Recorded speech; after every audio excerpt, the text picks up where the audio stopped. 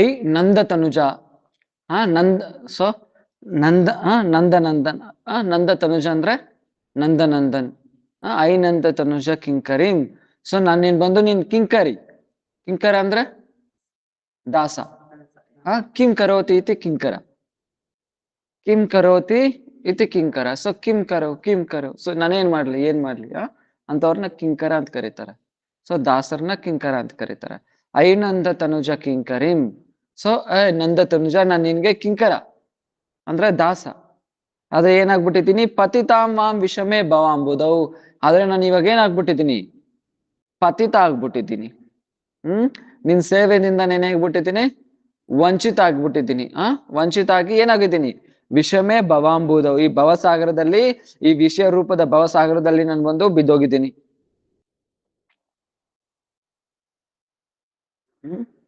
So ಈ ಭವಸಾಗರದಲ್ಲಿ ಬಂದು, ವಿಷಯ ರೂಪಿ ಭವಸಾಗರದಲ್ಲಿ ಬಂದು ನಾನು ಬಿದ್ದೋಗ್ಬಿಟ್ಟಿದ್ದೀನಿ. ಆದ್ರಿಂದ ನೀನ್ ಏನ್ ಮಾಡು, ಕೃಪಯಾ ತವ ಪಾದ ಪಂಕಜ ಸ್ಥಿತ ಧೂಲಿ ಸದೃಶಂ ವಿಚಿಂತಯ. ಸೊ ದಯವಿಟ್ಟು ನನ್ನ ಮೇಲೆ ಕೃಪೆ ತೋರಿಸಿ ಏನ್ ಮಾಡು, ನಿಮ್ ಪಾದ ಪಂಕಜದಲ್ಲಿ ಸೊ ನಿಮ್ ಪಾದ ಪದ್ಮದಲ್ಲಿ ನನಗೇನು ಒಂದು ಧೂಲಿಕನಾದ್ರೂ ಮಾಡ್ಕೊಳನ್ನ. कृपा करके अपने श्री चरण कमल के संलग्न रज कण के समान सदा सर्वदा अपने कृत दास को रूप में ग्रहण करे. ಸೊ ನಾನೇನ್ ಮಾಡ್ಬೇಕು, ನೀನು ಅಟ್ಲೀಸ್ಟ್ ನಿಮ್ ಪಾದ ಪದ್ಮದಲ್ಲಿ ನನ್ನ ದಾಸನ ಮಾಡ್ಕೋ. ಸೊ ಎಲ್ಲಾರ ಸ್ವರೂಪನೇ ಏನು, ಆ ಭಗವಂತನ್ಗೆ ಆ ದಾಸ್ಯ ಮಾಡೋದೇ ಎಲ್ಲಾರ ಸ್ವರೂಪ ಅಲ್ವಾ. ಸೊ ಜೀವೇರ ಸ್ವರೂಪ ಹೋಯ್ ಕೃಷ್ಣೇರ ನಿತ್ಯ ದಾಸ್, ಜೀವೇರ ತಟಸ್ಥ ಶಕ್ತಿ ಭೇದ ಭೇದ ಪ್ರಕಾಶ್. ಸೊ ಭಗವಂತನಿಗೆ ದಾಸ್ಯ ಮಾಡೋದೇ ನಿಜವಾದ ಎಲ್ಲಾರದೂ ಸ್ವರೂಪ. ಅದಕ್ಕೆ ಹೇಳ್ತಾ ಇದ್ದಾರೆ, हरिनाम संकीर्तनकारी साधकों के लिए सांसारिक दुखों को आलोचना करना क्या उचित है. ऐसा आशंका का समाधान करने के लिए श्री गौर सुंदर उक्त आनंद तनुज श्लोक में अवतरण कर रहा है. आनंद तनुज, वस्तुतः मैं आपको नित्य किंग करूं, किंतु अब आपने कर्म दोष से इस भीषण संसार सागर में पड़ा हुआ है.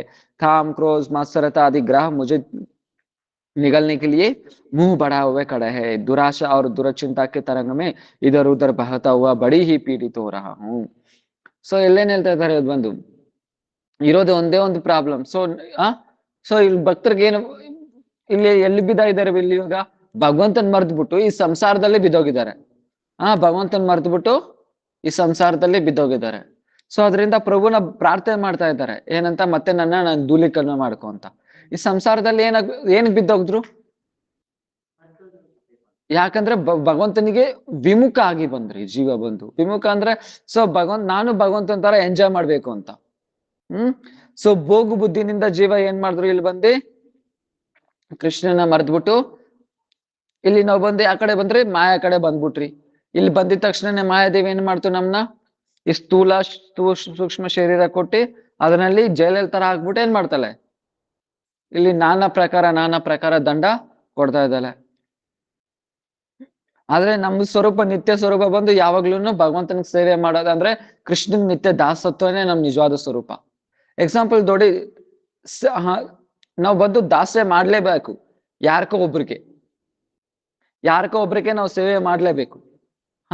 ಒಂದು ಭಗವಂತನ್ ಮಾಡ್ಬೇಕು, ಇಲ್ಲಾಂದ್ರೆ ಮಾಯಾಕ್ ಮಾಡ್ಬೇಕು. ಸೊ ಎಕ್ಸಾಂಪಲ್ ಭಗವಂತನ ಸೇವೆ ಇಲ್ಲ ಅಂದ್ರೆ ಅದು ಖಂಡಿತ ಅದು ಮಾಯಾ ಸೇವನೆ.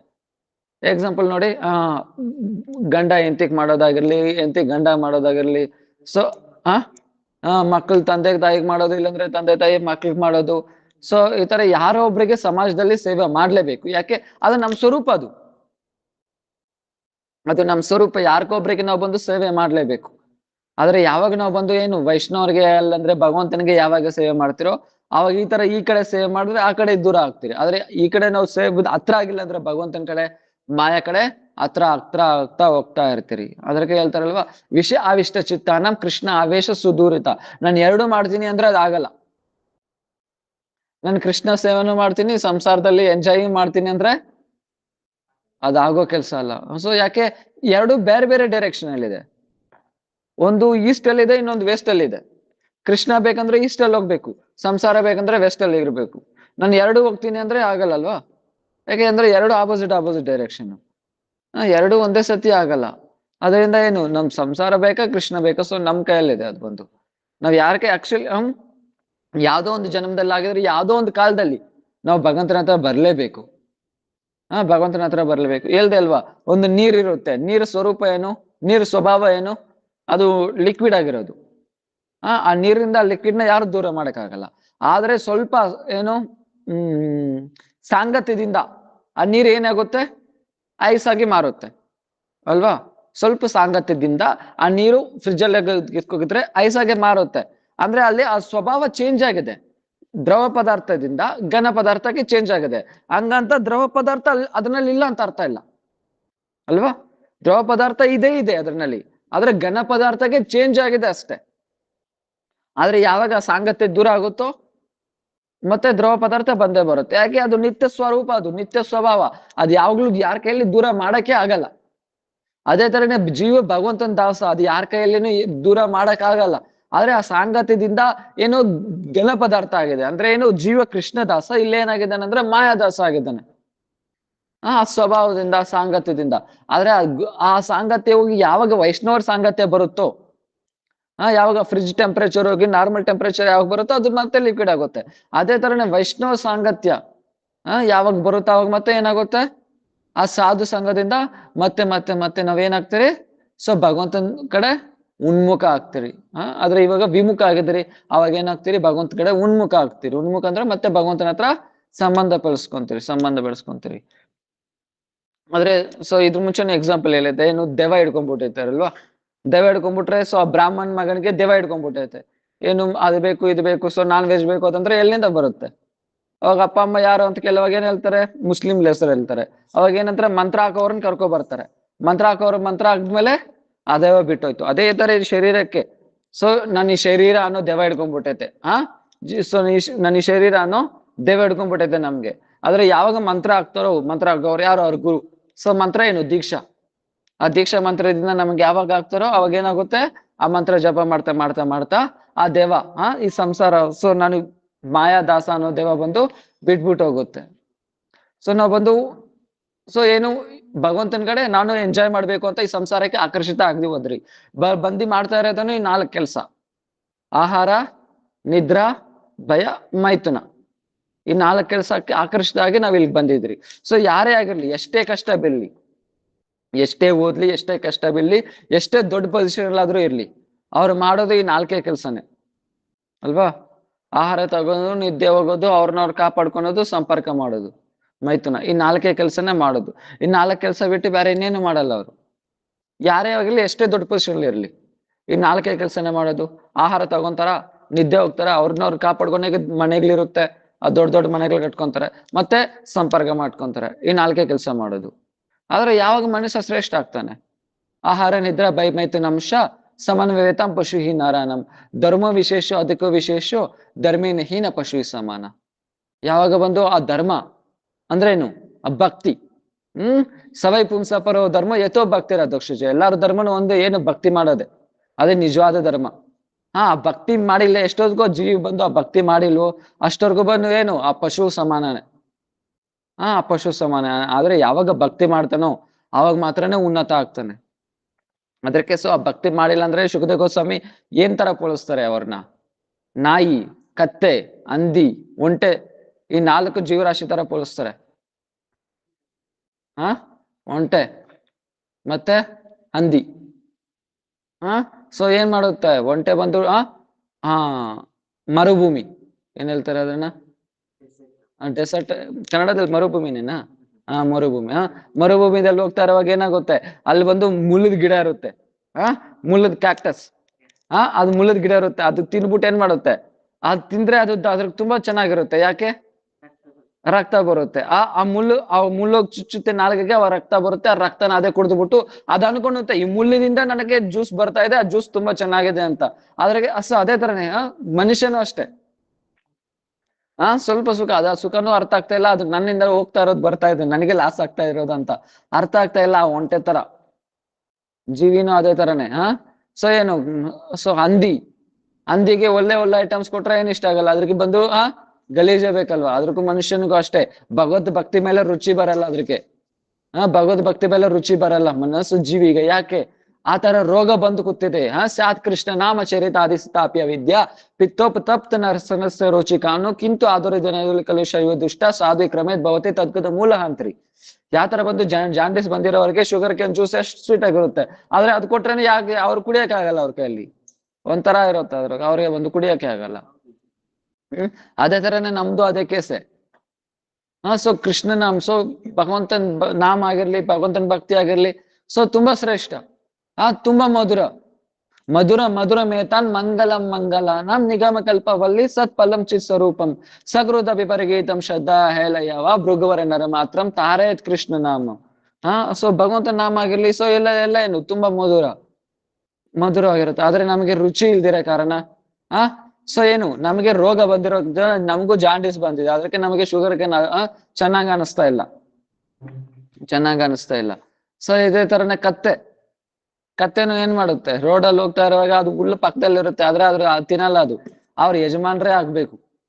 ಅದ್ರಕ್ಕೋಸ್ಕರ ಏನು ಸ್ವಲ್ಪ ಹುಲ್ಕೋಸ್ಕರ ಹಗ್ಲು ರಾತ್ರಿ ಕಷ್ಟ ಬೀಳುತ್ತೆ. ಹಗ್ಲು ರಾತ್ರಿ ಕಷ್ಟ ಬೀಳುತ್ತೆ. ಸೊ ಆದ್ರೆ ಅರ್ಥ ಆಗ್ತಾ ಇಲ್ಲ ಅದಕ್ಕೆ, ಅದು ರೋಡ್ ಪಕ್ಕದಲ್ಲಿ ಇದೆ, ಹೋಗಿ ತಿಂದ್ರೆ ನಾವು ಆರಾಮ್ ಜೀವನ ಗಡಿಸ್ಬೋದು ಅಂತ, ಇಷ್ಟು ಕಷ್ಟ ಬಲ್ಲ ಅವಶ್ಯಕತೆ ಇಲ್ಲ. ಅದೇ ತರನೇ ಏನು ಭಗವಂತನ ನಾಮ, ಸೊ ಭಗವಂತನಿಗೆ ಆಧಾರ ಡಿಪೆಂಡ್ ಆದ್ರೆ ಭಗವಂತ ಎಲ್ಲಾನು ಕೊಡ್ತಾನೆ. ಭಗವಂತ ಎಲ್ಲಾನು ಕೊಡ್ತಾನೆ, ಆದ್ರೇನು ಸೊ ಜೀವಿ ಬಂದು ಏನು ಭಗವಂತನ ಮೇಲೆ ಡಿಪೆಂಡ್ ಆಗಲ್ಲ. ಮೃಗಾರಿ ಹಂಗತಾನೆ ಇದ್ದಿದ್ದು. ಮೃಗಾರಿ ಹಂಗತಾನೆ ಇದ್ದಿದ್ದು. ಸೊ ಏನಾಯ್ತು, ಮೃಗಾರಿ ಬಂದು ಈ ತರ ಬೇಟಾಡ್ತಾ ಇದ್ದ. ಅವಾಗ ನಾರದ ಮಾಮುನಿ ಎಲ್ಲ ಅದು ಫುಲ್ ಸಾಯಿಸ್ತಾ ಇರ್ಲಿಲ್ಲ, ಅರ್ಧ ಸಾಯಿಸಿ ಅದು ಓಡ್ಕೊಂತ ಇದ್ರೆ ಅದ್ರ ನೋಡಕ್ ತುಂಬಾ ಆಸೆ ಅವನ್ಗೆ, ಮೃಗಾರಿಗೆ. ಆಮೇಲೆ ಹೋಗಿ ಕೇಳ್ತಾನೆ, ನೀನ್ ಇದ್ರಲ್ಲೇ ಮಾಡಿದ್ರೆ ನಿನ್ಗೇನ್ ಬರುತ್ತೆ, ನನ್ಗೇನ್ ಬರಲ್ಲ, ಇದು ನಮ್ಮ ವಂಶ ಪರಂಪರೆ ಇದು ಈ ತರ ಬರೋದು. ಮತ್ತೆ ನೀನ್ ಇದೆಲ್ಲ ಬಿಟ್ಬಿಡು, ಮತ್ತೆ ಇದ್ ಬಿಟ್ಬಿಟ್ರೆ ನನ್ಗೆ ಊಟ ಏನ್ ಚಿಂತೆ ಮಾಡ್ಬೇಡ, ನಿನ್ ಊಟ ನಾನೇ ಅರೇಂಜ್ ಮಾಡ್ತೀನಿ ನಿನ್ಗೆ. ಏನ್ ಮಾಡು ಅಂದ್ರೆ ನೀನು ಎಲ್ಲ ಬಿಟ್ಬಿಟ್ಟು ಹರಿ ನಾಮ ಜಪ ಮಾಡು, ತುಳಸಿ ಹತ್ರ ಕುತ್ಕೊಂಡು ಭಗವಂತ ನಾಮ ಜಪ ಮಾಡು. ನಾರದ ಮಾಮುನಿ ಮಂತ್ರ ಕೊಡ್ತಾರೆ, ಜಪ ಮಾಡ್ತಾ ಇದ್ರೆ ಏನು ವೈಷ್ಣವರು ಬಂದಿದ್ದಾರೆ ಅಂತ ಏನ್ ಮಾಡ್ತಾರೆ, ಸುತ್ತಪಕ್ಕ ಊರುಗಳಿಗೆಲ್ಲ ಗೊತ್ತಾಗುತ್ತೆ ಮೃಗಾರಿ ವೈಷ್ಣವ್ ಆಗ್ಬಿಟ್ಟ ಅಂತ. ಸುತ್ತಪಕ್ಕ ಊರವರೆಲ್ಲ ಏನ್ ಮಾಡ್ತಾರೆ, ತಗೊಬಂದ್ ಎಲ್ಲಾ ಅನುಗ್ಲು ಕೊಡ್ತಾರೆ. ಲೆಕ್ಕ ಇಲ್ದಾರ ಡೈಲಿ ಇವಾಗ ಏನ್ ಮಾಡ್ದ, ಅನ್ನದಾನ ಸ್ಟಾರ್ಟ್ ಮಾಡ್ಬಿಟ್ಟ ಮೃಗಾರಿ. ಏನ್ ಕಡಿಮೆ ಆಯ್ತಾ ಏನ್ ಕಡಿಮೆ ಆಗ್ಲಿಲ್ಲ. ಸೊ ಯೋಚನೆ ಮಾಡಿ ನೋಡಿ, ಒಂದ್ ಆನೆ ಬಂದು ಟನ್ ತಿನ್ನುತ್ತೆ ದಿನಕ್ಕೆ, ಎಷ್ಟು ಟನ್ಗಳು ತಿನ್ನುತ್ತೆ, ಅದಕ್ಕೆಲ್ಲ ಊಟ ಎಲ್ಲಿಂದ ಬರುತ್ತೆ? ಸೊ ಭಗವಂತ ಎಲ್ಲಾರ್ಗೂ ಅರೇಂಜ್ ಮಾಡೋವಾಗ, ಆದ್ರೆ ಭಕ್ತರಿಗೆ ಯಾಕೆ ಅರೇಂಜ್ ಮಾಡಲ್ಲ ಭಗವಂತ ಬಂದು? ಅರೇಂಜ್ ಮಾಡೇ ಮಾಡ್ತಾನೆ. ಆದ್ರೆ ಏನು, ಸೊ ಕತ್ತೆ ತರ ನಾವು ಒಂದು ಕೆಲಸ ಮಾಡಿ ರೂಢಿ ಮಾಯಾದೇವಿ ಪ್ರಭಾವದಿಂದ ಜನ್ಮ ಮಾಡಿ ಸಂಸಾರಕ್ಕೆ ಅದೇ ಸಂಸ್ಕಾರ ಬಂದ್ಬಿಟ್ಟೈತೆ. ಸೊ ನಮ್ ಕೈಲಿ ಸುಮ್ನೆ ಇರಕ್ ಆಗಲ್ಲ. ಸೊ ಸುಮ್ನೆ ಇರಕ್ ಆಗಲ್ಲ, ಮಾಡ್ಲೇಬೇಕಾಗುತ್ತೆ. ಆದ್ರೆ ಅದೇ ನಾವ್ ಮಾಡೋದು, ಅದೇ ಭಗವಂತನ ನಾಮ ಮಾಡಿದ್ರೆ, ಅದೇ ಭಗವಂತನ ಸೇವೆ ಮಾಡಿದ್ರೆ, ಸೊ ಎಷ್ಟು ಸುಕೃತಿ ಬರುತ್ತೆ, ಭಗವದ್ ಭಕ್ತಿ ಇದೇ ಜನ್ಮದಲ್ಲಿ ಪ್ರಾಪ್ತಿಯಾಗಿ ಸೊ ಭಗವದ್ ಧಾಮ್ಗೆ ಹೊರಟೋಗ್ಬೋದು. ಅದೇ ತರ ಸೊ ಭಗವದ್ ಭಕ್ತಿ ಮಾಡ್ತಿರಿದ್ರೆ, ಸೊ ಏನ್ ಈ 4 ಜೀವರಾಶಿಗಳ ತರ ಸಮಾನ. ಸೊ ನಾವು ಭಕ್ತಿ ಮಾಡ್ತಾ ಇರ್ತೀವಿ, ನಾವು ಬಂದು ನಿಜವಾದ ಸ್ವರೂಪ ಏನು, ಅದೇ ಭಗವಂತನ ದಾಸನಾಗೋದು ಮಾತ್ರನೇ ನಾವ್ ನಿಜವಾದ ಸ್ವರೂಪ. ಆದ್ರೆ ಅದ್ ಮರ್ತ್ಬಿಟ್ಟು ನಾವ್ ಇಲ್ಲಿ ಬಂದಿದ್ದೀರಿ, ಇಲ್ಲಿ ಬಂದು ಅನೇಕ ಜನ್ಮಗಳಿಂದ ಎಲ್ಲಿದ್ದೀರಿ, ಮಾಯಾದೇವಿ ಹತ್ರ ಕುತ್ಕೊಂಡಿದ್ದೀರಿ ಆರಾಮಾಗಿ ನಿದ್ದೆ ಹೊಕ್ಕೊಂಡು. ಸೊ ನಾವ್ ಅನ್ಕೊಬಹುದು, ಮತ್ತೆ ಈ ಸಂಸಾರ ತುಂಬಾ ಕಷ್ಟ, ಹೆಂಗ್ ಬಿಡೋದು ಅಂತ. ಆಕ್ಚುಲಿ ಇದಕ್ಕೊಂದು ದಾರಿ, ಒಂದ್ಸರಿ ಏನಾಗುತ್ತೆ ಅಂದ್ರೆ, ದಾರಿದಲ್ಲಿ ಒಬ್ರು ಹೋಗ್ತಾ ಇರ್ತಾರೆ, ಅವಾಗ ಬಂದು ಅವ್ರು ಎಷ್ಟೋ ಉಪದೇಶ ಕೊಡ್ತಾರೆ ರಾಜ ಸಂಸಾರ ಇದೆಲ್ಲ ಸರಿ ಇಲ್ಲ, ಬಿಟ್ಬಿಡು ಹಂಗೆ ಅಂತ. ಅವಾಗ ರಾಜ, ನೋಡಪ್ಪ ನನ್ ಕೈಲಿ ಬಿಡಕ್ಕಾಗಲ್ಲ, ನನ್ ತುಂಬಾ ಏನಿದೆ, ಜವಾಬ್ದಾರಿ ನಂಗೆ ತುಂಬಾ ಇದೆ, ಹಿಂಗೆಲ್ಲ ಹೇಳ್ತಾರೆ, ಕತೆ ಎಲ್ಲ ಹೇಳ್ತಾರೆ. ಮತ್ತೇನು, ಸಂಸಾರ ನನ್ ಬಿಡ್ತಾ ಇಲ್ಲ, ಮಾಯ ನಮ್ಗೆ ಬಿಡ್ತಾ ಇಲ್ಲ, ತುಂಬಾ ಕಷ್ಟ. ನಾನು ಭಕ್ತಿ ಮಾಡ್ಬೇಕು ಅನ್ಕೊಂತೀನಿ, ರಾಜ ಡೈಲಾಗ್ ಇದೆಲ್ಲ, ನಾನು ಭಕ್ತಿ ಮಾಡ್ಬೇಕು ಅನ್ಕೊಂತೀನಿ, ಆದ್ರೆ ನಾನು ಏನ್ ಮಾಡ್ಲಿ, ನನ್ ಸಂಸಾರ ಬಿಡ್ತಾ ಇಲ್ಲ, ಮಾಯ ಬಿಡ್ತಾ ಇಲ್ಲ, ಎಲ್ಲ ಡೈಲಾಗ್ ಹೊಡಿತಾನೆ. ಆಮೇಲೆ ಸರಿ ಅವ್ರ ಮುನಿ ಹೇಳೋದ್ ಹೇಳ್ಬಿಟ್ಟ, ಆದ್ರೆ ಎಷ್ಟು ಹೇಳಿದ್ರು ಕೇಳಿಲ್ಲ. ಆಮೇಲೆ ದಾರಿಯಲ್ಲಿ ಹೋಗ್ತಾ ಇದ್ರೆ, ರಾಜನ ಅದೇ ದಾರಿಯಲ್ಲಿ ಹೋಗ್ತಾ ಇರ್ತಾನೆ. ಮುನಿ ಏನ್ ಮಾಡ್ತಾನೆ ಅಂದ್ರೆ, ಹೋಗಿ ಮರಣ ಕಟ್ಟ ಜೋರಾಗಿ ಆಲಿಂಗನ ಮಾಡ್ಕೊಂಡ್ಬಿಟ್ಟು, ರಾಜ ನನ್ ಕಾಪಾಡು ಅಂತಾನೆ. ಅವಾಗ ರಾಜಪ್ಪ ಅಲ್ಲೇ ಹೋಗ್ತಾ ಇರ್ತಾರೆ ಅದೇ ದಾರಿಯಲ್ಲಿ. ರಾಜ ಏನಾಯ್ತು ಮುನಿನ್ ಕೇಳುವಾಗ, ಈ ಮರ ನಾನು ಹಿಡ್ಕೊಂಡ್ಬಿಟ್ಟೈತೆ, ನನ್ ಬಿಡ್ತಾ ಇಲ್ಲ. ಅವಾಗ ರಾಜ ಹೇಳ್ತಾನೆ, ಅರೆ ಒಂದ್ ಮರ, ಅದ್ ಬಂದು ಒಂದು ಜಡಪದ, ಅದ್ ಬಂದು ಏನು, ಅದ್ ಕೈ ಕಾಲ ಏನಿಲ್ಲ, ನಿನ್ ಹೆಂಗ್ ಹಿಡ್ಕೊಂಡುತ್ತೆ ಅದ್ ಬಂದು, ನೀನೇ ಅದ್ ಹಿಡ್ಕೊಂಡ್ಬಿಟ್ಟು ನೀನೇ ಬಿಡ್ತಾ ಇಲ್ಲ ಅಂತೆ. ಅದೇ ರಾಜ ನಾನು ನೀನ್ ಕೇಳ್ತಾ ಇರೋದು. ಆಕ್ಚುಲಿ ಇದು ಒಂದು ಸಂಸಾರ ಅನ್ನೋದು ಒಂದು ಜಡ. ಒಂದು ಜಡ. ಈ ಟೇಬಲ್ ಆಗಿರ್ಲಿ, ಈ ಬುಕ್ ಆಗಿರ್ಲಿ, ಈ ಲ್ಯಾಪ್ಟಾಪ್ ಆಗಿರ್ಲಿ, ಫೋನ್ ಆಗಿರ್ಲಿ, ನಮ್ದು ಬಂದು ಹಿಡ್ಕೊಳಕಾಗುತ್ತೆ ಏನು? ನಾವಾದ್ರೂ ಹಿಡ್ಕೊಂಡಿದ್ದೀರಷ್ಟೇ. ಸಂಸಾರನ ಹಂಗೆ, ಅದು ಬಂದು ಜಡ. ಈ ಭೌತಿಕ ಪದಾರ್ಥ ಎಲ್ಲ ಜಡ, ಈ ಸಂಸಾರ ಅನ್ನೋದು ಜಡ. ನಾವಾದ್ರೂ ಹಿಡ್ಕೊಂಡಿದ್ದೀರಷ್ಟೇ, ಆದ್ರೆ ನಮ್ನ ಹಿಡ್ಕೊನಿಲ್ಲ. ಸೊ ಯಾಕೆ ಆಸಕ್ತಿದಿಂದ ನಾವು ತುಂಬಾ ಆಸಕ್ತಿ ಆಗಿದ್ದೀರಿ, ತುಂಬಾ ಆಸಕ್ತಿ ಆಗಿದ್ದೀರಿ ಆ ಜಡಕ್ಕೆ, ಆ ಮಾಯ, ಸೊ ಜಡ ಪದಾರ್ಥಕ್ಕೆ ತುಂಬಾ ಆಸಕ್ತಿ ಆಗಿದ್ದೀರಿ. ಅದರಿಂದ ಎಷ್ಟು, ಇದು ಒಂದು ಜನ್ಮ ಆಸಕ್ತಿ ಅಲ್ಲ, ತುಂಬಾ ಅನೇಕ ಜನ್ಮ ಆಸಕ್ತಿ ಸಂಸ್ಕಾರ ಆತರ ಆಸಕ್ತಿ ಆಗಿ ಆಗಿ ಆಗಿ ಆಗಿ ಈಗ ನಾವು ಸುಮ್ನೆ ಇದ್ರೆ ಏನಾಗುತ್ತೆ, ಆ ಕಡೆ ಇಳ್ಕೊಂಡ್ ಹೋಗುತ್ತೆ ಮನಸ್ಸು. ಸುಮ್ನೆ ಇರಕ್ಕಾಗಲ್ಲ, ಇಳ್ಕೊಂಡ್ ಹೋಗುತ್ತೆ ಮನಸ್ಸು, ಇಳ್ಕೊಂಡ್ ಹೋಗುತ್ತೆ. ಎಷ್ಟೇ ಜಪ ಮಾಡಿ ಮತ್ತೆ ಮೊಬೈಲ್ ಅಲ್ಲಿ ಏನಾದ್ರು ಒಂದು ಇಷ್ಟವಾದ ಸಾಂಗೋ, ಇಷ್ಟವಾದ ಕ್ಲಿಪ್ಪೋ, ಇಷ್ಟವಾದ ವಿಡಿಯೋನ ಬಂದ್ರೆ ಏನಾಗುತ್ತೆ, ಮನಸ್ಸು ಆಟೋಮೆಟಿಕ್ ಆಗಿ ಅಲ್ಲಿ ಹೋಗಿ ಹೋಗುತ್ತೆ. ಯಾಕೆ, ಮಾಯಾದೇವಿಗೆ ಚೆನ್ನಾಗ್ ಗೊತ್ತು.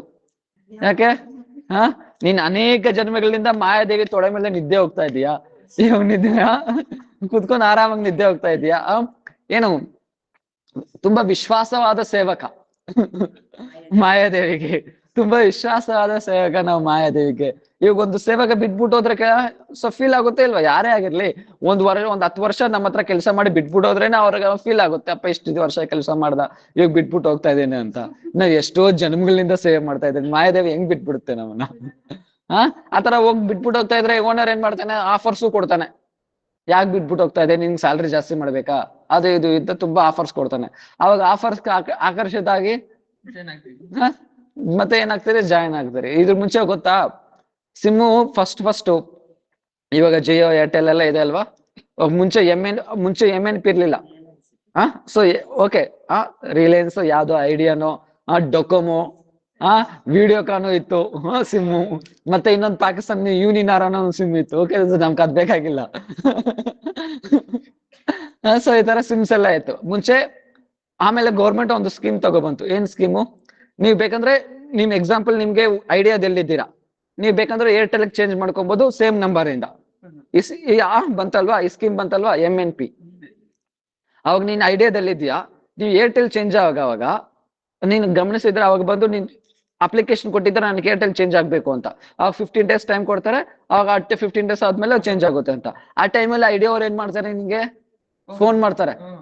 ಫೋನ್ ಮಾಡಿ, ಯಾಕೆ ನೀವು ಹೋಗ್ತಾ ಇದ್ದೀರಾ, ಅವಾಗ ನಿಮ್ಗೆ ಈ ಕಂಪ್ನಿ ಆಫರ್ ಸರಿ ಇಲ್ಲ, ಅದು ಇದೆ ಅಂತ. ನಿಮ್ಗೆ ಆಫರ್ ನಾವು ಕೊಡ್ತೀರಿ, ಹೋಗಕ್ ಬಿಡ್ತಾರೆ ಏನೋ, ಹೋಗಕ್ ಬಿಡಲ್ಲ.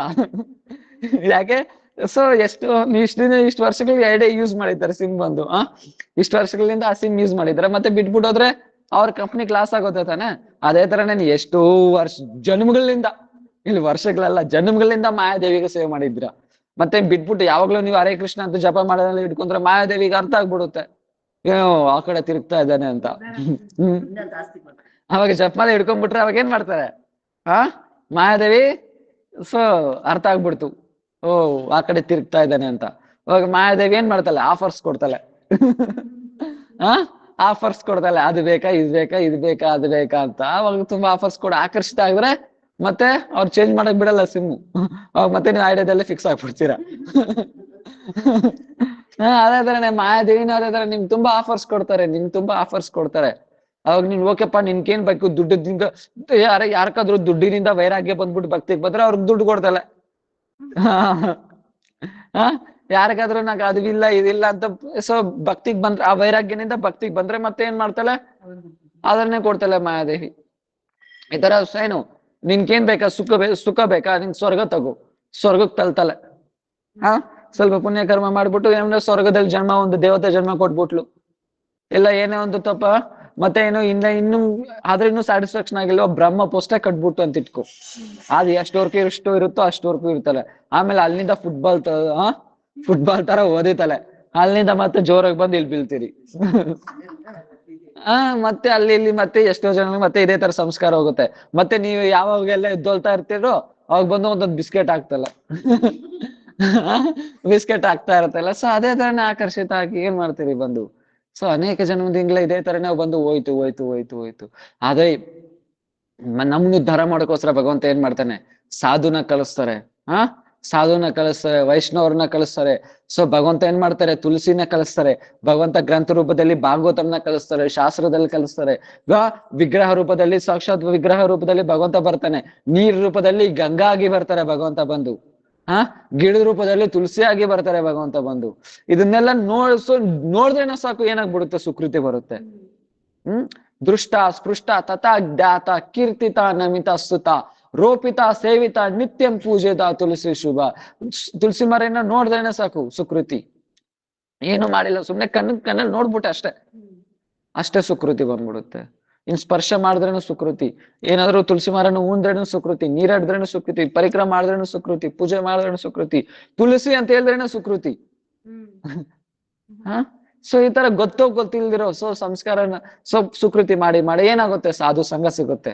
ಆ ಸಾಧು ಸಂಘದಿಂದಾನೇ ಏನಾಗ್ತಿರಿ ನಾವು ಬಂದು ಸಾಧು ಸಂಘ, ಸಾಧುನಿಂದ ಸಾಧು ಕೃಪೆಯಿಂದ ಮತ್ತೆ ನಾವು ಅರ್ಥ ಆಗುತ್ತೆ ಅವಾಗ, ನನ್ ನಿಜವಾಗ್ಲೂ ನನ್ ಮಾಯಾ ದಾಸನಾಗ್ಬಿಟ್ಟಿದ್ನ, ಆದ್ರೆ ನನ್ ನಿಜವಾದ ಸ್ವರೂಪ ಏನು, ಭಗವಂತನ ದಾಸನಾಗೋದೇ ನನ್ ನಿಜವಾದ ಸ್ವರೂಪ. ಆತರ ಅರ್ಥ ಮಾಡ್ಕೊಂಡು ಏನ್ ಮಾಡ್ತಾರೆ, ಅವಾಗ ಭಜನೆ ಸ್ಟಾರ್ಟ್ ಮಾಡ್ತಾರೆ. ಭಜನೆ ಯಾವಾಗ ಸ್ಟಾರ್ಟ್ ಮಾಡ್ತಾನೋ ಅವಾಗ ಏನಾಗುತ್ತೆ, 2 ಶರೀರ ಆಗ್ಬಿಡುತ್ತೆ, ಒಂದು ಚಿತ್ ಶರೀರ, ಒಂದು ಭೌತಿಕ ಶರೀರ. ನೀನ್ ಚಿತ್ ಬಲ, ಸೊ ನಿನ್ ಎಷ್ಟೆಲ್ಲ ಭಜನೆ ಮಾಡ್ತಾ ಇದೆಯೋ ಅವಾಗ ಏನಾಗುತ್ತೆ, ನಿನ್ ಹೃದಯದಲ್ಲಿ ಚಿತ್ ಬಲ ಜಾಸ್ತಿ ಆಗ್ತಾ ಹೋಗ್ತಾ ಇರುತ್ತೆ. ಚಿತ್ ಬಲ ಮಾಯಾ ಬಲ ಕಡಿಮೆ ಆಗ್ತಾ ಹೋಗ್ತಾ ಇರುತ್ತೆ. ಎಕ್ಸಾಂಪಲ್, ಇವಾಗ ನಾವು ಬಂದು ನಿಯಮಕ್ಷಮ, ನಾನು ಹೇಳ್ದೆ, ನಾವು ಬಂದು ಈ ತರ ಸಾಧನೆ ಮಾಡ್ಬೇಕು ಅನ್ಕೊಂಡಿರ್ತೀರಿ, ಅನರ್ಥ ಜೀವದಲ್ಲಿ, ಅನರ್ಥ ಕೆಲಸದಲ್ಲಿ ನಾನು ಈ ತರ ಸಾಧನೆ ಮಾಡ್ಬೇಕು ಅನ್ಕೊಂಡಿರ್ತೀರಿ. ಸಾಧನೆ ಮಾಡ್ಕೊಬೇಕು ಅನ್ಕೊಂಡಿರ್ತೀರಿ, 2 ದಿನ ಮಾಡ್ತೀರಿ, 3ನೇ ದಿನ ಮಾಡಲ್ಲ. ಯಾಕೆ? ಮಾಡ್ಬೇಕು ಅನ್ಕೊಂಡಿದ್ರೆ ಕೂಡ ಎಕ್ಸಾಂಪಲ್ ಮಂಗಳಾರತಿಗೆ ಬರ್ಬೇಕು, ಮಂಗಳಾರತಿಗೆ ಬರ್ಬೇಕು ಅನ್ಕೊಂಡಿರ್ತೀರಿ, 2 ದಿನ ಬರ್ತೀರಿ ಮಂಗಳಾರತಿಗೆ, 3ನೇ ದಿನ ಏನಾಗುತ್ತೆ, ನಿದ್ದೆ ಜಾಸ್ತಿ ಬರುತ್ತೆ, ಏನ್ ಮಾಡ್ತಾರೆ, ಪರವಾಗಿಲ್ಲ ಇವತ್ತೊಂದ್ ದಿನ ಹೋಗದಿರಿದ್ರೆ ಏನಾಗಲ್ಲ. ಯಾಕೆ? ಅವಾಗ ನೀವು ಎಷ್ಟೋ ದಿನ ಅನ್ಕೊಬಹುದು, ಆದ್ರೇನು ಅಲ್ಲಿ ನಿನ್ ಮಾಯನ ಗೆಲ್ಲಕ್ ಆಗ್ತಾ ಇಲ್ಲ ನಿನ್ ಕೈಯಲ್ಲಿ, ಆ ನಿದ್ದೆನ ನಿನ್ ಕೈಯಲ್ಲಿ ಗೆಲ್ಲಕ್ ಆಗ್ತಾ ಇಲ್ಲ. ಯಾಕೆ ಅಂದ್ರೆ ನಮ್ದಲ್ಲಿ ಚಿದ್ಬಲ ಇಲ್ಲ, ಚಿದ್ಬಲ ಇಲ್ಲ. ಆ ಚಿದ್ಬಲ ಇಲ್ಲ ನಮ್ದ್ರಲ್ಲಿ. ಏನು ಭೌತಿಕ ಬಲ ಅಂದ್ರೆ ಈ ಮಾಯಾ ಬಲ ಜಾಸ್ತಿ ಇದೆ ಅನರ್ಥ ಕಾರಣದಿಂದ. ಆದ್ರೆ ನೀವ್ ಎಷ್ಟೆಷ್ಟೆಲ್ಲ ಭಜನೆ ಮಾಡ್ತಾ ಇರ್ತೀರೋ ಅವಾಗ ಏನಾಗ್ತಾ ಇರುತ್ತೆ, ಆ ಚಿದ್ಬಲ, ಆ ಭಜನ್ ಶಕ್ತಿ, ಆಧ್ಯಾತ್ಮಿಕ ಶಕ್ತಿ ಜಾಸ್ತಿ ಆಗ್ತಾ ಇರುತ್ತೆ. ಅದಿನ್ನು ಯಾವಾಗ ಜಾಸ್ತಿ ಆಗುತ್ತೆ, ಗುರು ಕೃಪದಿಂದ, ಇಲ್ಲಾಂದ್ರೆ ವೈಷ್ಣವ ಕೃಪದಿಂದ, ಇನ್ನು ತುಂಬಾ ಬೇಗ ಬೂಸ್ಟ್ ಆಗುತ್ತೆ ಅದು ಒಂದು ಚಿದ್ಬಲ. ಚಿದ್ಬಲ ಎಷ್ಟೆಷ್ಟು ಜಾಗ್ತಾ ಇರುತ್ತೋ ಅವಾಗ ಆಧ್ಯಾತ್ಮಿಕ ಅಷ್ಟೇ ನಮ್ಗೆ ಅವಗತ ಆಗ್ತಾ ಹೋಗ್ತಾ ಇರುತ್ತೆ, ಅಷ್ಟೇ ಆಧ್ಯಾತ್ಮಿಕ ಅನ್ನೋದು ನಮ್ಗೆ ಅವಗತ ಆಗ್ತಾ ಹೋಗ್ತಾ ಇರುತ್ತೆ. ಆದ್ರೆ ಚಿದ್ಬಲ ಎಷ್ಟು ಕಡಿಮೆ ಇದೆಯೋ ಅಷ್ಟು ನಾವು ಬಂದು ಮಾಯಕ್ಕೆ ಹತ್ರ ಇರ್ತೀರಿ. ಅದ್ರಗೋಸ್ಕರ ಏನ್ ಹೇಳ್ತಾ ಇದೆ, ಆ ಸಾಧು ಕೃಪದಿಂದ ಅರ್ಥ ಆಗುತ್ತೆ, ನನ್ ಭಜನ್ದ ನಾನು ಶ್ರೇಷ್ಠ ಅಂತ. ಅವಾಗ ಭಜನ್ ಮಾಡ್ತಾ ಮಾಡ್ತಾ ಮಾಡ್ತಾ ಮಾಡ್ತಾ ಮಾಡ್ತಾ ಏನಾಗುತ್ತೆ, ಒಂದಿನ ನಮಗೆ ಕೃಷ್ಣ ಇಲ್ದಿರ ಇರಕ್ಕೆ ಆಗಲ್ಲ, ಆ ತರ ಅವಸ್ಥೆ ಬಂದ್ಬಿಡುತ್ತೆ. ಅವಾಗ ಏನಾಗುತ್ತೆ, ಅವಾಗ ಸಂಬಂಧ ಜ್ಞಾನದಿಂದ ಅವಾಗ ಭಾವ ಸ್ಟೇಜಲ್ಲಿ ಹೋಗುವಾಗ ನಮ್ ಸ್ವರೂಪ ಪ್ರಕಾಶಿತ ಆಗುತ್ತೆ. ನನ್ ಭಗವಂತನ ಹತ್ರ ಏನ್ ಸಂಬಂಧ, ನನಗೆ ಏನ್ ಸಂಬಂಧ ಭಗವಂತನ ಹತ್ರ ಅನ್ನೋದು ಅವಾಗ ಅರ್ಥ ಆಗುತ್ತೆ. ಇಲ್ಲೇನು, कर्म ज्ञान योग तप आदि तृण गुच्छों में समान इधर उधर तैरते हुए दिख तो रहे हैं, परंतु क्या उनका आश्रय लेकर कोई संसार सागर को पार जा सकता है? हाँ, कभी भी ऐसा अभी भी तो होता है कि संसार सागर में डूबता हुआ जन उन्हें भी पकड़कर अपने साथ ही उनके भी डुबा लेता है. ಸೊ ಇಲ್ಲೇನ್ ಹೇಳ್ತಾ ಇದಾರೆ, ಇದು ಏಕ ಮಾತ್ರ ಭಕ್ತಿನಿಂದ ಮಾತ್ರನೇ ಸಂಸಾರದಿಂದ ಹೊರಗಡೆ ಬರಕಾಗೋದು. ಕರ್ಮ ಜ್ಞಾನ ಧ್ಯಾನ ಇದೆಷ್ಟೇ ಮಾಡ್ಲಿ ಈ ಸಂಸಾರದಿಂದ ಹೊರಗಡೆ ಬರಕ್ಕಾಗಲ್ಲ. ಓಕೆ, ನಾನು ಇವಾಗ ಭಗವಂತನ ಭಜನೆ ಮಾಡ್ತಾ ಇದ್ದೀನಿ, ಆದ್ರೆ ಭಗವಂತ ಏನ್ ಮಾಡ್ತಾನೆ, ಭಗವಂತ ಏನ್ ಮಾಡ್ತಾನೆ, ಸ್ವಲ್ಪ ಕಷ್ಟ ಕೊಡ್ತಾನೆ. ಹೇಳ್ದೆ ಅಲ್ವಾ, 2 ಕಲೆಗಳಿರುತ್ತೆ, ಹೇಳಿದ್ದೀನಲ್ವಾ, 2 ಕಲೆಗಳಿರುತ್ತೆ. ಸ್ವಲ್ಪ ತಡ್ಕೊಂಡ್ರೆ ಏನು ವಿಗ್ರಹ ಮಾಡ್ತಾನೆ, ಯಾವ್ದೇ ತಡ್ಕೊಂಡಿಲ್ಲ ಅಂದ್ರೆ ತೆಂಗಿನಕಾಯಿ ಮಾಡಿಕ್ಕಿರ್ತಾನೆ, ತೆಂಗಿನಕಾಯಿ ಹೊಡೆಯೋ ತರ ಮಾಡಿಕ್ಕಿರ್ತಾನೆ ಭಗವಂತ ಬಂದು. ಸ್ವಲ್ಪ ತಡ್ಕೊಬೇಕಾಗುತ್ತೆ. ಅವಾಗ ತಡ್ಕೊಳಕ್ ಆಗ್ದಿರ ಬಂದು ಏನಾಗುತ್ತೆ, ನಾನು ಸ್ವಲ್ಪ ಬಂದು ಏನು ಮಂತ್ರಗಳ ಆಶ್ರಯ ಪಡಿ, ಇಲ್ಲ ದೇವಿ ದೇವತನ ಆಶ್ರಯ ಪಡಿತೀನಿ, ಹೋಗ ಕೃಷ್ಣ ಭಕ್ತಿನೂ ಮಾಡ್ತೀನಿ, ಪಕ್ಕದಲ್ಲಿ ದೇವಿ ದೇವತೆನೂ ಪೂಜೆ ಮಾಡ್ತೀನಿ. ಕೃಷ್ಣ ಭಕ್ತಿನೂ ಮಾಡ್ತೀನಿ, ಪಕ್ಕದಲ್ಲಿ ಆ ದೇವಿ ದೇವತೆನೂ ಪೂಜೆನೂ ಮಾಡ್ತೀನಿ. ಕಾಳಿಕಾ ದೇವಿ ಪೂಜೆ ಮಾಡ್ತೀನಿ, ದುರ್ಗಾ ದೇವಿನ ಪೂಜೆ ಮಾಡ್ತೀನಿ. ಯಾಕೆ? ವರಗಳು ಬೇಗ ಕೊಡ್ತಾರೆ ಅಂದ್ರೆ ಅದ್ ಭಕ್ತಿ ಆಗಲ್ಲ, ಅದ್ ಕರ್ಮ ಆಗ್ಬಿಡುತ್ತೆ. ಅದು ಭಕ್ತಿ ಆಗಲ್ಲ. ಅದೇನಾಗುತ್ತೆ, ಕರ್ಮ. ಆ ಕರ್ಮದಿಂದ ನೀವು ಯಾವಾಗ್ಲೂ ಈ ಸಂಸಾರದಿಂದ ನೀವು ಹೊರಗಡೆ ಬರಕ್ ಆಗಲ್ಲ. ಕರ್ಮದಿಂದ ಯಾವಾಗ್ಲೂ ಈ ಸಂಸಾರದಿಂದ ಹೊರಗಡೆ ಬರಕ್ಕೆ ಆಗಲ್ಲ. ಹೇಳಿದೀನಲ್ವಾ, ಮರುಭೂಮಿದಲ್ಲಿ ಒಬ್ರು ಬಂದು ಸಿಕ್ಕಾಕೊಂಡ್ಬಿಟ್ರೆ ಎಷ್ಟೇ ಕೈ ಕಾಲು ಆಡಿಸ್ಲಿ ಇನ್ನು ಒಳಗಡೆ ಹೋಗ್ತಾರೆ ತಪ್ಪೆ, ಹೊರಗಡೆ ಬರಲ್ಲ. ಅದೇ ತರನೇ ಸಂಸಾರ. ಭಕ್ತಿ ಆಶ್ರಯ ಬಿಟ್ಬಿಟ್ಟು ಕರ್ಮ ಜ್ಞಾನ ಧ್ಯಾನ ಎಷ್ಟೇ ಓಡ್ಕೊಂಡ್ಲಿ ಇನ್ನು ಒಳಗಡೆ ಹೋಗ್ತಾರೆ ತಪ್ಪ, ಹೊರಗಡೆ ಬರಲ್ಲ. ಯಾಕೆ? ಭಕ್ತಿ ಮಾತ್ರನೇ ಆಧ್ಯಾತ್ಮಿಕ, ಈ ಕರ್ಮ ಜ್ಞಾನ ಧ್ಯಾನ ಎಲ್ಲ ಜಡನೆ. ಈ ಕರ್ಮ ಜ್ಞಾನ ಧ್ಯಾನ ಅನ್ನೋದು ಜಡನೆ. ಆದ್ರಿಂದ ನೀವೆಷ್ಟೇ ದೇವಿ ದೇವತೆಗಳನ್ನ ಆಶ್ರಯ ಪಡೀರಿ, ನೀವು ಬಂದು ಸಂಸಾರದಲ್ಲಿ ಸಿಕ್ಕಾಕೊಂತೀರ ತಪ್ಪ, ಇನ್ನು ಹೊರಗಡೆ ಬರಲ್ಲ. ಮೇ ಬಿ ಅವ್ರು ಕೊಡ್ತಾರೆ, ಹೊರಗಡೆ ಕೊಡಲ್ಲ ಅಂತೇನಿಲ್ಲ, ಆ ವರಗಳು ಕೊಡ್ತಾರೆ, ಆದ್ರೆ ಆ ವರಗಳು ಯಾವ ತರ ಇರುತ್ತೆ, ನಿಮ್ ಸಂಸಾರದಲ್ಲಿ ಸಿಕ್ಕಾಕ್ಸೋದೇ. ಓಕೆ, ನೀ ಏನಕ್ಕೂ ನಿಮ್ಗೆ ಎಕ್ಸಾಂಪಲ್, ನಿಮ್ಗೆ ಅದ್ರ ದುಡ್ಡಿಲ್ಲ, ಅದ್ ಹೋಗಿ ದೇವತೆನ ಪೂಜೆ ಮಾಡ್ತೀರಾ, ಕೃಷ್ಣನ ಬಿಟ್ಬಿಟ್ಟು ಆ ದೇವತೆನ ಪೂಜೆ ಮಾಡ್ತೀರಾ, ಅವ್ರು ದುಡ್ಡು ಕೊಡ್ತಾರೆ, ಅದ್ರ ದುಡ್ಡಿಂದ ಏನ್ ಮಾಡ್ತೀರಾ, ಮತ್ತೆ ಆ ಸಂಸಾರದಲ್ಲಿ ಸಿಕ್ಕಾಕೊಂತೀರಾ, ಅದರಿಂದ ಹೊರಗಡೆ ಬರಲ್ಲ. ಆದ್ರೆ ಕೃಷ್ಣ ಮಾತ್ರನೇ ನಿಮ್ ಸಂಸಾರದಿಂದ ಹೊರಗಡೆ ತಗೋಬರಕ್ಕಾಗೋದು. ಎಕ್ಸಾಂಪಲ್ ಬಂದು ಏನಾಗುತ್ತೆ, ಮಗುಗೆ ಜ್ವರ ಬರುತ್ತೆ, ಅವಾಗ ಅದ್ರ ದಾರಿಯಲ್ಲಿ ಐಸ್ ಕ್ರೀಮ್ ಹೋಗ್ತಾ ಇರ್ತದೆ, ಆ ಮಗು ನೋಡ್ಬಿಟ್ಟು ಐಸ್ ಕ್ರೀಮ್ ಬೇಕು ಅಂತಾರೆ, ಆದ್ರೆ ತಂದೆ ತಾಯಿ ಕೊಡ್ಸಲ್ಲ, ಆದ್ರೆ ರಿಲೇಷನ್ ಆದ್ರೆ ಕೊಡ್ಸ್ಬಿಡ್ತಾರೆ.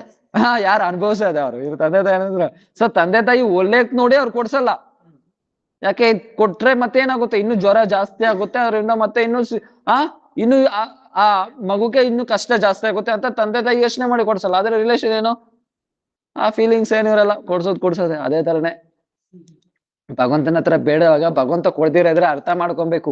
ಸೊ ಏನು, ಇದರಿಂದ ಇದು ಕೊಟ್ರೆ ನನ್ಗೆ ಇನ್ನೂ ಜಾಸ್ತಿ ನನ್ನ ಸಂಸಾರದಲ್ಲಿ ಸಿಕ್ಕಾಕೋತೀನಿ, ಆದ್ರೆ ಭಗವಂತ ಚೈತನ್ಯ ಕೃಷ್ಣ ಸ್ವಾಮಿ ಚೈತನ್ಯ ಚರಿತಾಮೃತದಲ್ಲಿ ಹೇಳ್ತಾರೆ, ಕೃಷ್ಣದಾಸ್ ಕವಿರಾಜ್ ಗೌರಸ್ವಾಮಿ ಬರೀತಾರೆ, ಏನು ನನ್ ಭಕ್ತರಿಗೆ ನನ್ ಬಂದು ಏನಾದ್ರು ಈ ತರ ವಿಷಯ ಲಾಲಸ, ವಿಷಯ ಭೋಗ ಏನಾದ್ರು ಬೇಡ್ಕೊಂಡ್ರೆ ಆದ್ರೆ ನಾನು ಕೊಡಲ್ಲ ಅದ್ರನ್ನ. ಯಾಕೆ, ಅವ್ರು ಅದರಿಂದ ಇನ್ನೂ ಸಿಕ್ಕಾಕೊಂತಾರೆ.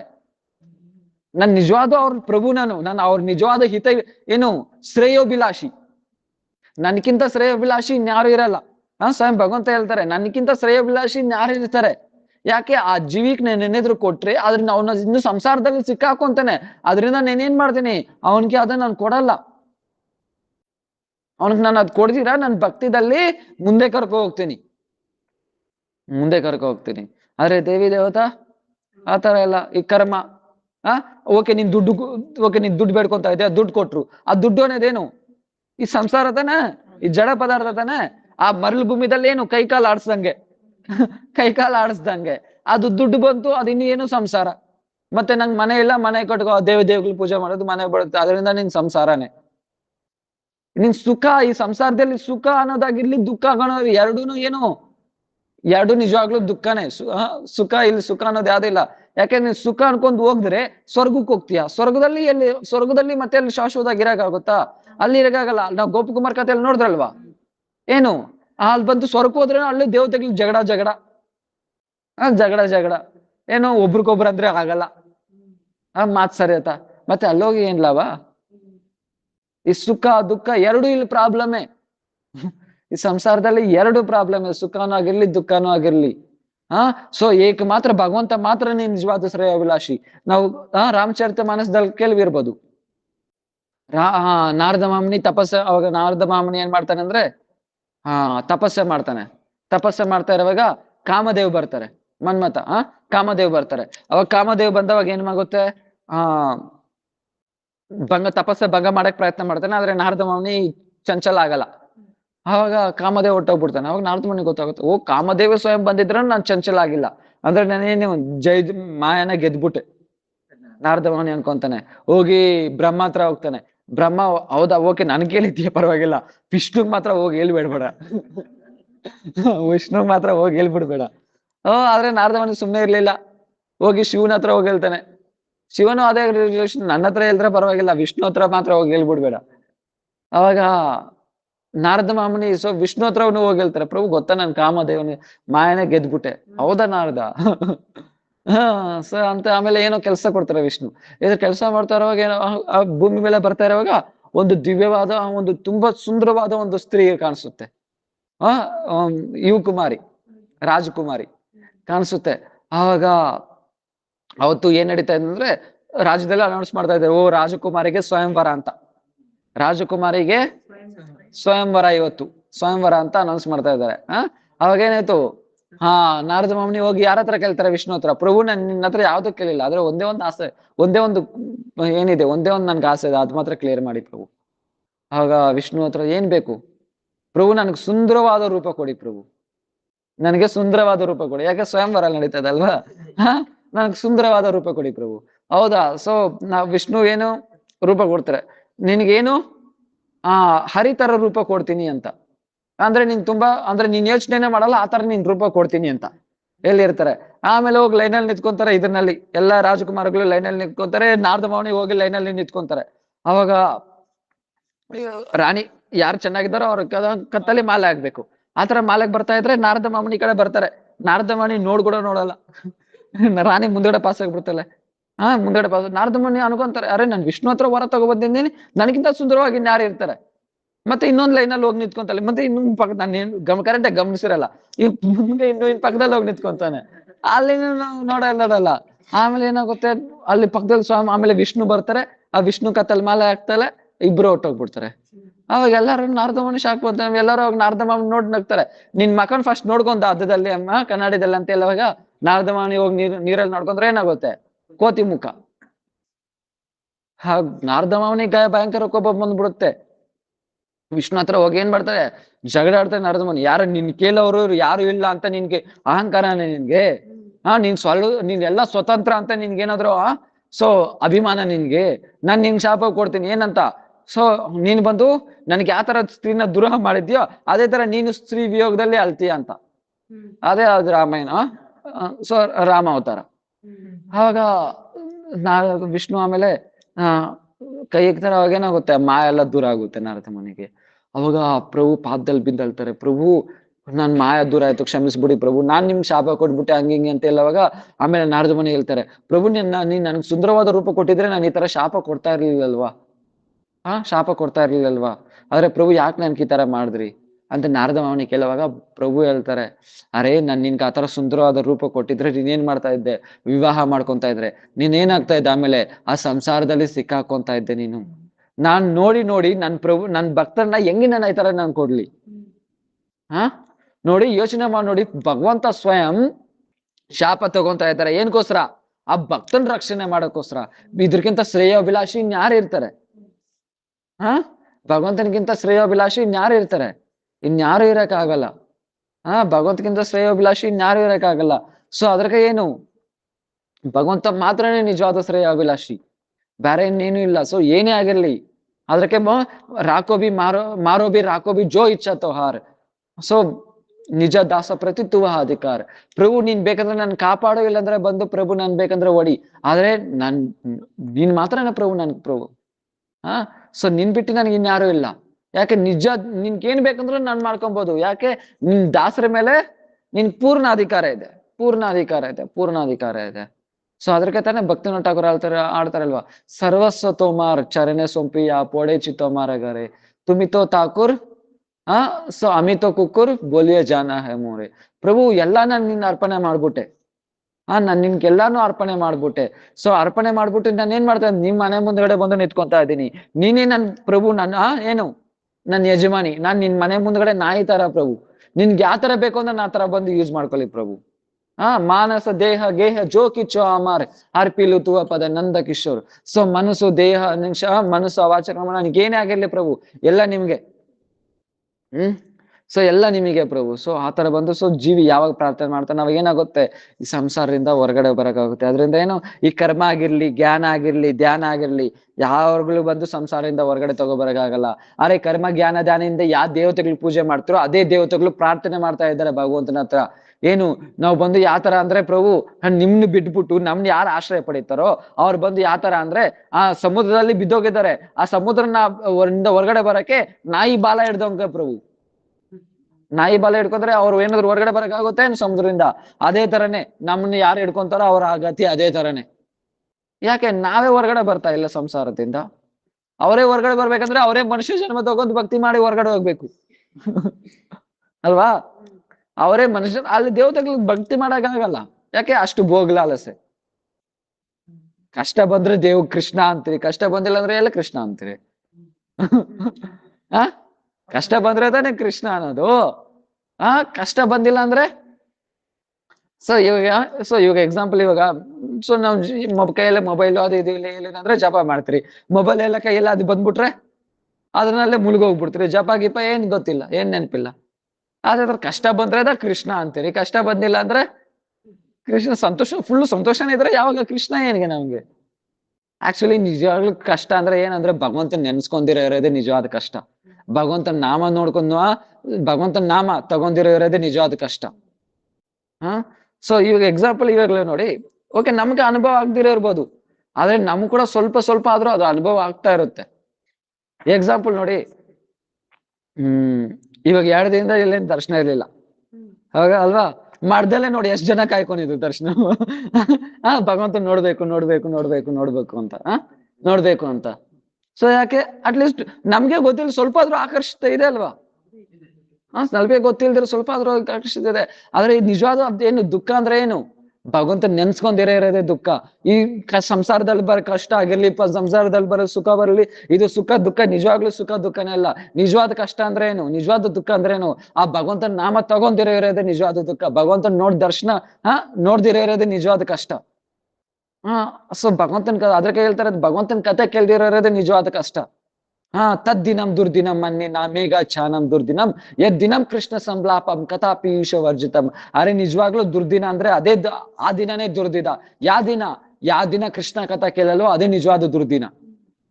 ತದ್ದಿನಂ ದುರ್ದಿನಂ ನ ಮೇಘ ಚಾನ ದುರ್ದಿನಂ ದಿನ ಕೃಷ್ಣ ಸಂಲಾಪಂ ಕಥಾ ಪೀಯೂಷ ವರ್ಜಿತಂ. ಯಾವತ್ತಾದ್ರೆ ಕೃಷ್ಣ ಕಥಾ ಕೇಳಲು ಆವತ್ತು ನಿಜವಾಗ್ಲೂ ದುರ್ದಿನ ಅಂದ್ರೆ. ಸೊ ಇಲ್ಲಿ ಸಂಸಾರದಲ್ಲಿ ಅದಿಲ್ಲ ಇದಿಲ್ಲ ಅದಿಲ್ಲ, ನಿಜವಾಗ್ಲೂ ಅದೆಲ್ಲ ಕಷ್ಟನೇ ಇಲ್ಲ. ಕಷ್ಟ ಪ್ರಭುನ ಮರೆಯೋದೇ ನಿಜವಾದ ಕಷ್ಟ. ಪ್ರಭುನೇ ಮರೆಯೋದೇ ನಿಜವಾದ ಕಷ್ಟ. ಸೊ ಆ ದೇವತೆಗಳು ಪೂಜೆ ಮಾಡ್ತಾರೆ, ಆದ್ರೆ ಆ ದೇವತೆಗಳೇ ಏನಾಗ್ಬೇಕು? ಆ ಸಂಸಾರದಲ್ಲಿ ಸಿಕ್ಕಾಕೊಂಡಿದ್ದಾರೆ. ಆ ದೇವತೆಗಳೇ ಏನಾಗ್ಬೇಕು? ಅವ್ರು ಪಾರ್ ಮಾಡ್ಬೇಕಂದ್ರೆ, ಸಂಸಾರದಿಂದ ಹೊರಗಡೆ ಬರ್ಬೇಕಂದ್ರೆ ಮನುಷ್ಯನ್ಮ ತಗೊಂಡು ಭಜನೆ ಮಾಡ್ಬೇಕು. ಆವಾಗ್ಲೇ ಅವ್ರು ಹೊರಗಡೆ ಬರಕಾಗೋದು. ಯೋಚನೆ ಮಾಡಿ ನೋಡಿ, ನಾವು ಅವ್ರಕ್ಕಿಂತ ಅಡ್ವಾನ್ಸ್ ಆಗೇ ಇದ್ದೀರಿ.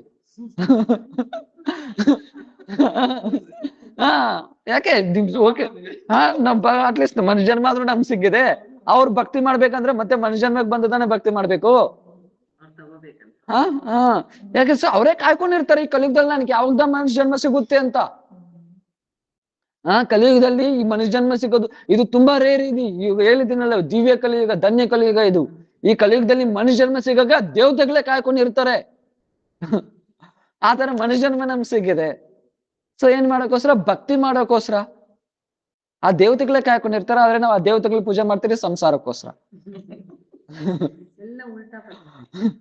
ಸಂಸಾರಕ್ಕೋಸ್ಕರ ಅದೇ. ಸೊ ಏನಾಗಿದೆ? ಮಾಯದೆ. ಸೊ ಅದಕ್ಕೆ ಭಗವಂತ ಹೇಳ್ತಾರಲ್ವಾ, ಕಾಮ ಸಹೃತ ಜ್ಞಾನ ಪ್ರಪದ್ಯಂತೆ ಅನ್ಯ ದೇವತಾ. ಯಾರು ಅನ್ಯ ದೇವತನ ಪೂಜೆ ಮಾಡ್ತಾರೋ ಅವ್ರ ಬುದ್ಧಿ ಯಾತರ ಅಂದ್ರೆ ಕಾಮದಿಂದ ಭ್ರಷ್ಟ ಆಗಿರುತ್ತೆ. ಯಾರ ಬುದ್ಧಿ ಕಾಮದಿಂದ ಭ್ರಷ್ಟ ಆಗಿರುತ್ತೆ ಅವರೇ ಅನ್ಯ ದೇವತೆಗಳ ಪೂಜೆ ಮಾಡೋದು.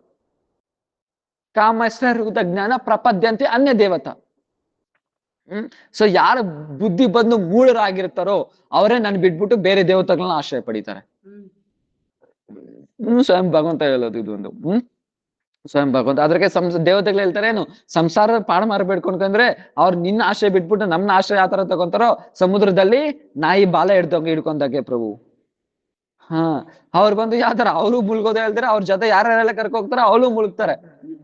ಅಂದಾಯತ ಅಂದ ಉಪನಿಯಮಾನ. ಅವ್ರಿಗೆ ಕುರುಡು.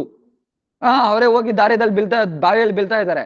ಆದ್ರೆ ಅವ್ರಿಗೆ ಬೇರೆ ದಾರಿ ತೋರಿಸ್ತಾ ಇದಾರೆ, ಬಾ ನನ್ನ ಹಿಂದ್ಗಡೆ ಎಲ್ಲ ಬನ್ನಿ ಅಂತ. ಅವ್ರು ಬೀಳೋದೇ ಇಲ್ದಿರ ಬಾವಿದಲ್ಲಿ ಎಲ್ಲಾರು ಬೀಳ್ತಾ ಇದ್ದಾರೆ. अब आपकी कृपा के बिना और कोई आशय नहीं हो सकता है। केवल आपका नाम ही ऐसा दृढ़ नौका है जिसका आशय से है जीव संसार सिंधु को सहज ही पार कर सकता है। ಅದರಿಂದ ಸಂಸಾರದ ಪಾರ ಮಾಡ್ಬೇಕಂದ್ರೆ ಏನು? ಸೊ ಭಗವಂತನ ಪಾದ ಬಿಟ್ಬಿಟ್ಟು ಭಗವಂತನ ಅಂದ್ರೆ ಭಗವದ್ ಭಕ್ತಿ, ಭಗವಂತನ ನಾಮ ಬಿಟ್ಬಿಟ್ಟು ಬೇರೆ ಇನ್ನೇನ್ ಗತಿನೇ ಇಲ್ಲ. ಏಕ್ ಮಾತ್ರ ಒಂದೇ ಒಂದು ಏನು ಬೋಟ್ ಇರೋದು ಆ ಸಂಸಾರ ಪಾರ ಮಾಡಕ್ಕೆ. ಏನು? ಕೇವಲ ಆಪ್ಕ ನಾಮ್ ಹಿ ಐಸಾ ದೃಢ ನೌಕಾ ಹೇ. ಭಗವಂತನ ನಾಮನೇ ಆತರ ಏನು ನೌಕಾ, ಬೋಟ್. ಕ್ರಾಸ್ ಮಾಡಕ್ಕೆ, ಸಂಸಾರನ ಕ್ರಾಸ್ ಮಾಡಕ್ಕೆ ಬೇರೆ ಇನ್ನೇನು ಇಲ್ಲ. ಅಂದ್ರೆ ಏನು? ಭಗವಂತನ ನಾಮ ಆಗಿರ್ಲಿ, ಭಗವಂತನ ಕಥೆ ಆಗಿರ್ಲಿ, ಭಗವದ್ ಭಕ್ತಿ. ಸೊ ಯಾವ್ದು ಆಗಿದ್ದು ಅದೇ ಇದ್ರಲ್ಲಿ ತುಂಬಾ ಈಸಿ ಭಗವಂತನ ನಾಮ, ಭಗವಂತನ ನಾಮ. ಸೊ ಏನು ಆತರ ಭಗವಂತನ ಭಕ್ತಿ ಬಿಟ್ಬಿಟ್ಟು ಇನ್ನೇನು ಬೇರೆ ಗತಿನೇ ಇಲ್ಲ ಈ ಸಂಸಾರನ ಪಾರ ಮಾಡಕ್ಕೆ. या सोच विचार कर मैंने श्री गुरु को चरण कमलों के हित की कृपा से आपके श्री नामों की सुदृढ़ नौका का आशय ग्रहण किया। आप शरणागत वत्सले, मुझे निराश रहती की समस्त दोषों को क्षमा कर अपने चरण कमलों के सम्मेलन रज करने के समान जाने. ಸೊ ರಾಮ ಬಂದು ಪ್ರಾಮಿಸ್ ಮಾಡ್ತಾನೆ, ನಾವು ಬಂದು ಇಷ್ಟ ಅನಪರಾಧವಾಗಿದ್ದೀರಿ, ಮತ್ತೆ ನಾವು ಇಷ್ಟ ಅನರ್ಥಗಳಿದೆ ನಮ್ಮ ಹೃದಯದಲ್ಲಿ. ಆ ಬೋಟಲ್ ನಮ್ಗೆ ಎಂಟ್ರಿ ಇದೆಯಾ ಇಲ್ವಾ? ರಾಮ ಏನ್ ಹೇಳ್ತಾನೆ? ಅಭಯಂ ಸರ್ವದಾ ತಸ್ಮೈ ದದಾಮಿ ಏತದ್ ವ್ರತಂ ಮಮ. ಸೊ ಅಲ್ಲೇನ ರಾಮ ಬಂದು ಆಕ್ಚುಲಿ ಒಂದು ಶ್ಲೋಕ ಇದೆ ರಾಮಾಯಣದಲ್ಲಿ ತುಂಬಾ ಚೆನ್ನಾಗಿರೋ ಶ್ಲೋಕ. ಅದು ಬಂದು ನೆನಪು ಬರ್ತಾ ಇಲ್ಲ, ಒಂದ್ ನಿಮಿಷ.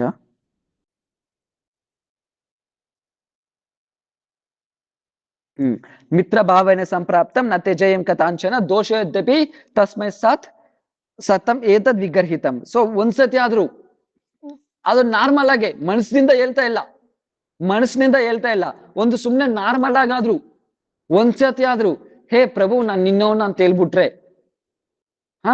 ನಾನ್ ನಿನ್ನವನು ಅಂತ ಹೇಳ್ಬಿಟ್ರೆ ಮಿತ್ರ ಭಾವನೆ ಸಂಪ್ರಾಪ್ತಂ. ಸೊ ನ ತ್ಯಜೇಯಂ ಕಥಾಂಚನ, ಅವ್ರು ಸುಮ್ನೆ ಒಂದು ಮಿತ್ರ ಭಾವದಿಂದ ಒಂದು ನಾರ್ಮಲ್ ಆಗದಿ ಪ್ರಭು ನಾನ್ ನಿನ್ನವನು ಅಂತ ಹೇಳ್ಬಿಟ್ರೆ ಅವನ್ರಲ್ಲಿ ಎಷ್ಟೇ ದೋಷಗಳಿರ್ಲಿ, ದೋಷ ಯದ್ಯಪಿ ತಸ್ಮಿನ್ ಸ್ಯಾತ್, ದೋಷಗಳು ಎಷ್ಟಾದ್ರೂ ಇರ್ಲಿ, ಲೆಕ್ಕ ಇಲ್ದಿರೋ ದೋಷಗಳಿರ್ಲಿ, ಆದ್ರೇನು ಗೊತ್ತಿಲ್ದಿರ ಹೇ ಪ್ರಭು ನಾನ್ ನಿನ್ನವನು ಅಂತ ಹೇಳ್ಬಿಟ್ರೆ ನಾನು ವ್ರತ ತಗೊಂಡಿದ್ದೀನಿ. ಏನ್ ವ್ರತ ಅಂದ್ರೆ ಅಭಯಂ ಸರ್ವದಾ ತಸ್ಮೈ, ನಾನು ಯಾವಾಗ್ಲೂ ನನ್ಗೆ ಅಭಯ ಕೊಡ್ತೀನಿ, ಅವ್ನ್ ನಾನು ಯಾವಾಗ್ಲೂ ತ್ಯಾಗ ಮಾಡಲ್ಲ. ನಾನು ಅವ್ರನ್ನ ಯಾವಾಗ್ಲೂ ನಾನು ತ್ಯಾಗ ಮಾಡಲ್ಲ. ಯಾರು ಹೇಳ್ತಾ ಇರೋದು? ಸ್ವಯಂ ರಾಮ್ ಹೇಳ್ತಾ ಇದಾರೆ, ಭಗವಂತ ಹೇಳ್ತಾ ಇದಾರೆ. ಒಂದ್ಸತಿ ಆದ್ರೂ ಗೊತ್ತಿಲ್ದ್ರು ಹೇ ಪ್ರಭು ನಾನ್ ನಿನ್ನವನು ಅಂತ ಹೇಳ್ಬಿಟ್ರೆ ಅವ್ನ್ ಎಷ್ಟೇ ದೋಷಗಳಿರ್ಲಿ, ಅವ್ನ್ ಎಷ್ಟೇ ಅವಗುಣಗಳ ಒಂದರಲ್ಲಿರ್ಲಿ, ಆದ್ರೆ ನಾನು ಏನ್ ಕೊಡ್ತೀನಿ ಅವ್ರಿಗೆ? ಅಭಯ ಕೊಡ್ತೀನಿ, ನಾನು ಆಶ್ರಯ ಕೊಡ್ತೀನಿ. ಹೇಳಿದ್ದೀನಲ್ವಾ? ಸೊ ದಾರಿದಲ್ಲಿ ಹೋಗ್ತಾ ಇದ್ರೆ, ಕಾಡಲ್ಲಿ ಹೋಗ್ತಾ ಇದ್ರೆ ರಾಮನ ಪಾದ ಫುಲ್ಲು ಏನಾಗಿರುತ್ತೆ? ಮುಳ್ಳು ಚುಚ್ಚಿಬಿಟ್ಟಿರುತ್ತೆ. ಸೀತಾದೇವಿ ತೆಗಿತಾ ಇದ್ರೆ ರಾಮ್ ಏನ್ ಬೀಳ್ತಾರೆ? ತೆಗಿಬೇಡ ಅಂತ ಹೇಳ್ತಾರೆ. ಯಾಕೆ ಪ್ರಭು? ಯಾಕೆ? ಅದು ನನ್ನ ಪಾದ ಪದ್ಮ ಆಶ್ರಯ ಪಡೆದಿದೆ, ನಾನು ಹೆಂಗ ತ್ಯಾಗ ಮಾಡ್ಲಿ ಅದನ್ನ? ನಾನು ಹೆಂಗ ತ್ಯಾಗ ಮಾಡ್ಲಿ? ಸೊ ಪ್ರಭು ಅಷ್ಟು ಕರುಣ. ಅದಕ್ಕೆ ಸೊ ಪ್ರಭುಕ್ಕಿಂತ ಇನ್ಯಾರು ಹಿತೈಭಿಲಾಷಿ ಇರ್ತಾರೆ? ಶ್ರೇಯೋಭಿಲಾಷಿ ಇನ್ಯಾರು ಇರ್ತಾರೆ? ಪ್ರಭುಕ್ಕಿಂತ ಹಿತೈಷಿ ಇನ್ಯಾರು ಇರ್ತಾರೆ? ಇನ್ಯಾರು ಇರಕ್ಕಾಗಲ್ಲ. ಸೊ ಅದರಿಂದ ಏನು, ಸಂಸಾರ ವೆರಿ ಕಷ್ಟ. ಆದ್ರೆ ಒಂದೇ ಒಂದು, ಸೊ ಭಗವಂತನ ನಾಮ ಮಾತ್ರನೇ, ಭಗವಂತನ ಬ್ಯಾಟಿ ಬ್ಯಾರೆ ಇನ್ಯಾರು ಗತಿನೇ ಇಲ್ಲ. ಸೊ ಸಂಸಾರದಲ್ಲಿ ಭಗವಂತನ ಬಿಟ್ಬಿಟ್ಟು ಬ್ಯಾರೆ ನಮಗೆ ಇನ್ಯಾರು ಗತಿನೇ ಇಲ್ಲ. ಸೊ ಕೃಷ್ಣ ಮಾತ್ರನೇ ಗತಿ. ಶರಣಾಗತ ವತ್ಸಲ್ಯ. ಸೊ ನಾನು ನಿನ್ಗೆ ಏನು ಪ್ರಭು, ನಾನು ನಿನ್ಗೆ ಆಶ್ರಯ ಪಡ್ಕೊಂಡಿದ್ದೀನಿ ಪ್ರಭು. ನೀ ಯಾವಾಗ್ಲೂ ಆಶ್ರಯ ಪಡ್ಕೊಂಡವ್ರನ್ನ ದೂರ ಮಾಡಲ್ಲ, ಆಶ್ರಯ ಪಡ್ಕೊಂಡವ್ರನ್ನ ದೂರ ಮಾಡಲ್ಲ. ಆದ್ರಿಂದ ನನ್ನ ದೋಷಗಳೆಲ್ಲ ಕ್ಷಮೆ ಮಾಡ್ಬಿಟ್ಟು ಏನ್ ಮಾಡ್ತೀರಾ? ನಾವು ದಯವಿಟ್ಟು ನನ್ನ ಪಾದ ಪದ್ಮದಲ್ಲಿ ಕೃಪಯಾ ತವ ಪಾದ ಪಂಕಜ ಸ್ಥಿತ ಧೂಳಿ ಸದೃಶಂ ವಿಚಿಂತಯ. ಸೊ ನಿಮ್ ಪಾದ ಪದ್ಮದಲ್ಲಿ ಅಟ್ಲೀಸ್ಟ್ ಒಂದು ಧೂಳಿ ಸಮಾನ ಆದ್ರೂ ನಾನು ಮಾಡ್ಕೊಳ್ಳಿ ಪ್ರಭು.